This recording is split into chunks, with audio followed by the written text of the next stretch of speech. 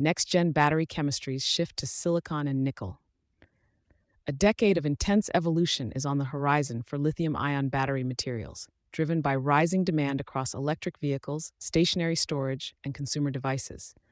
According to a new ID TechX report, future growth will rely heavily on the adoption of silicon-enhanced anodes and high-nickel cathodes, two technologies that are already influencing supply chains and R&D priorities.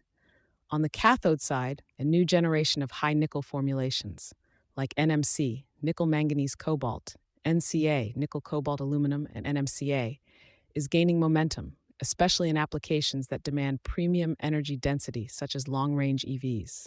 These formulations aim to reduce reliance on cobalt, which remains expensive and geopolitically volatile, while increasing cell capacity.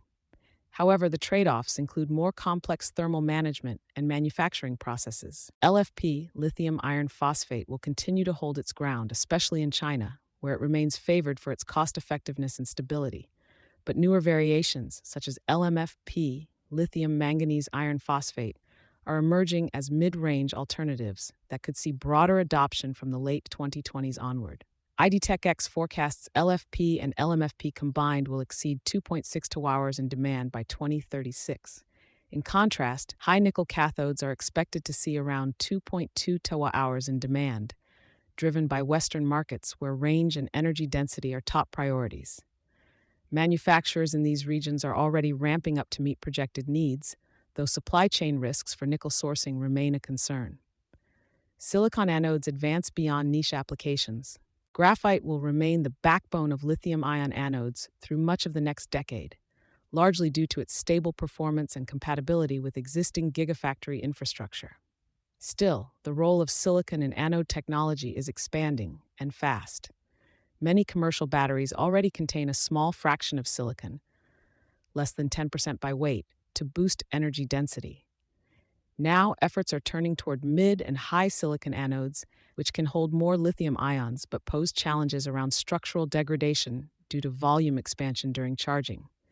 To address this, companies are experimenting with new binders, coatings, and composite materials.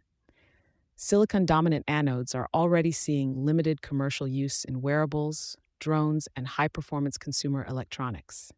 Their energy density potential, surpassing 1,000 watt per liter and 400 watt per kilogram, positions them as serious contenders for next-generation EV batteries once durability improves. Progress here will be incremental but significant.